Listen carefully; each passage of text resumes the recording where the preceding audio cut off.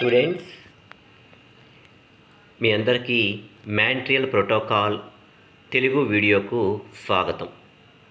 నేను మీ వృక్షశాస్త్ర అధ్యాపకుడైనటువంటి డి రాజశేఖర్, కట్టా రామకోటేశ్వరరావు ప్రభుత్వ డిగ్రీ కళాశాల, అద్దంకి, బాపట్ల జిల్లా.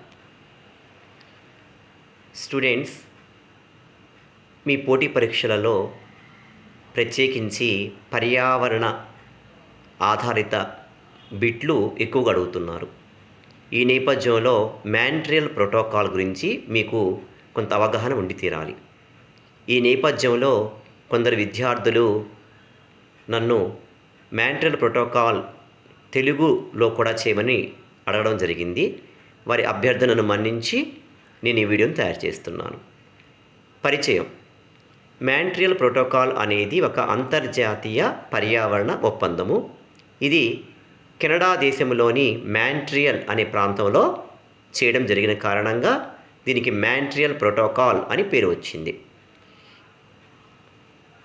యుఎన్ ప్రతిపాదించినటువంటి అనేక పర్యావరణ ఒప్పందాలలో అత్యంత విజయవంతమైనటువంటి ఒప్పందము, చారిత్రాత్మకమైన ఒప్పందము ఈ మాంట్రియల్ ప్రోటోకాల్. దీని ప్రధాన లక్ష్యము మానవ సంబంధితంగా ఏర్పడుతున్నటువంటి 100 రకాల ఓజోన్ విఘాత రసాయనాల యొక్క ప్రభావం నుంచి ఓజోన్ పొరను కాపాడడం.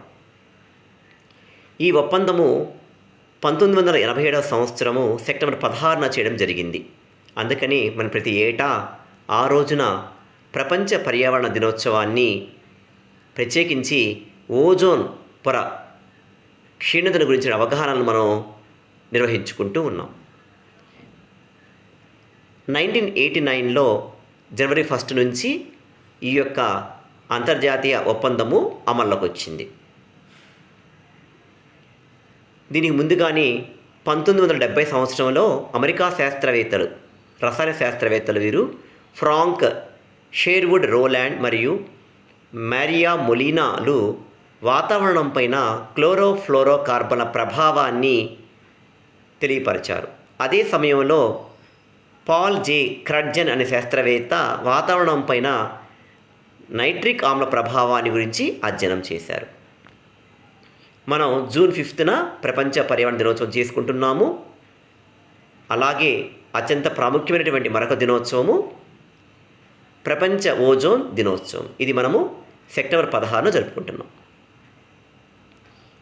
ఆ తదుపరి 1976 సంవత్సరంలో యుఎస్లో విజ్ఞాన శాస్త్ర జాతీయ అకాడమీ వారు ఈ ఓజోన్ క్షీణత ప్రాకల్పనను సమర్థించారు. అలాగే 1985లో బ్రిటిష్ అంటార్కిటికా శాస్త్రవేత్తలు దక్షిణ ధ్రువంలోని హాలీ బే వద్ద ఓజోన్ క్షీణతను గుర్తించారు. ఈ విషయాన్ని తర్వాత కాలంలో నాసా శాస్త్రవేత్తలు కూడా ధృవపరిచారు.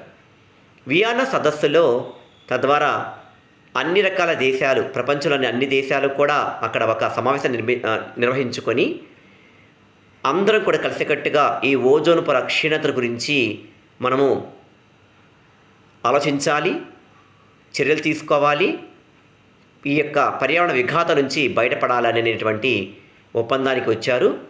పరిశోధన సహకారాన్ని కూడా అందించుకోవాలని నిర్ణయించుకున్నారు. తదుపరి ఈ ప్రోటోకాల్ యొక్క బాధ్యతను యుఎన్కి అప్పచెప్పారు. ఇలా 14 సంవత్సరాల కృషి ఫలితంగా ఆలోచనతో ప్రారంభమైనటువంటి ఈ యొక్క ఒప్పందము అమలులోకి రావడం జరిగిందనమాట. తత్ఫలితంగా ఈ యొక్క ఓజోన్ పొర క్షీణత గురించి పరిశోధనలు చేసిన శాస్త్రవేత్తలకు నోబెల్ పురస్కారం అందించడం జరిగింది. ప్రారంభంలో 40 దేశాలు మాత్రమే సభ్య దేశాలుగా ఉన్నాయి. ఇప్పుడు ఆ సంఖ్య 200కు పైగా చేరింది. ఇప్పటివరకు ఈ ఒప్పందము 9 సార్లు సవరణలకు గురి కాబడింది. అయితే ఇక్కడ చిన్న విషయం గుర్తుపెట్టుకోవాలి. డెవలపింగ్ నేషన్స్ అంటే అభివృద్ధి చెందుతున్న దేశాలు కంపారిటివ్గా అభివృద్ధి చెందిన దేశాల కన్నా కూడాను చాలా తక్కువగా ఈ యొక్క క్లోరోఫ్లోరోకార్బన్స్ కావచ్చు, లేక ఓజోన్ డిప్రెటింగ్ సబ్స్టెన్స్ని విడుదల చేస్తున్నాయి. మరి కాబట్టి ఎక్కువగా ఎవరు విఘాతం కలిగిస్తున్నారు పర్యావరణానికి అన్నప్పుడు డెవలప్డ్ నేషన్సే. ఈ నేపథ్యంలో ఈ యొక్క అభివృద్ధి చెందిన దేశాలు చెందుతున్న దేశాలకు ఒక ఫండ్ని ఏర్పాటు చేసినాయి. ఈ యొక్క ఫండ్ అనేటువంటిది అన్ని దేశాల నుంచి తీసుకోబడుతుంది. ఈ ఫండ్ని ఎలా ఉపయోగించాలి, ఎవరికి ఇవ్వాలనే విషయం పట్ల మరి బాధ్యతను కలిగిస్తూ 5 సభ్య దేశాలను ప్రతి ఏటా కూడా ఒక అధికార కూటమికి ఏర్పాటు చేస్తారు. వీరు అనేక రకాల పరిశీలనలు జరిపి ఏ డెవలపింగ్ నేషన్స్కి అందించాలో నిర్ణయిస్తారు. అన్ని దేశాల సమిష్టి సహకారంతో 2005 నాటికే అభివృద్ధి చెందిన దేశాలు ఈ యొక్క లక్ష్యాన్ని చేరుకోగా, ఒక 10 సంవత్సరాల ఆలస్యంగా అభివృద్ధి చెందుతున్న దేశాలు ఈ లక్ష్యాన్ని అంటే 2015 నాటికి చేరుకున్నాయి. అంటే ఈ ఓజోన్ డిప్లీటింగ్ సబ్స్టెన్స్ని తగ్గించేటువంటి క్రమంలో. అలాగే హెచ్సిఎఫ్సి ఉద్గారాలను తగ్గించాలని అభివృద్ధి చెందిన దేశాలు 2030 నాటికి వాటి యొక్క టార్గెట్ నిర్ణయించుకోగా 2040 నాటికి చేరుకోవాలని డెవలపింగ్ నేషన్స్ నిర్ణయించాయి.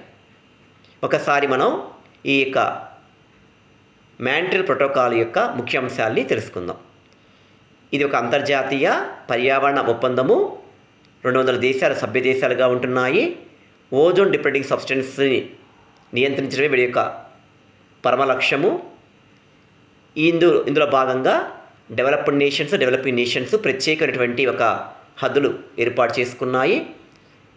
ఈ యొక్క ఓజోన్ పొరని సహజసిద్ధంగా పూడ్చబడేందుకు చేసినటువంటి అంతర్జాతీయ కృషి సక్సెస్ అయిందని చెప్పాల్సి ఉంటుంది. 2010 నాటికే అధికార లెక్కలు ఈ యొక్క విషయాన్ని తెలియపరిచాయి. అంటే సానుకూల ఫలితాన్ని సాధించాము. ఓజోన్ పొర తిరిగి అది పూడ్చబడుతూ ఉందన్నమాట.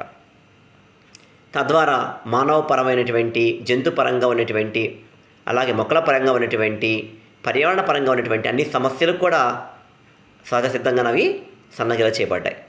ఇలా మాంట్రియల్ ప్రోటోకాల్ను ఒక గొప్ప అంతర్జాతీయ విజయవంతమైన పర్యావరణ ఒప్పందంగా మనం చెప్పడంలో అతిశయోక్తి లేదు. ఈ యొక్క వీడియో మీకు నచ్చిందనుకుంటాను. మరొక అంతర్జాతీయ పర్యావరణ ఒప్పందంతో మళ్ళీ కలుద్దాం. అప్పటిదాకా సెలవు. ధన్యవాదాలు.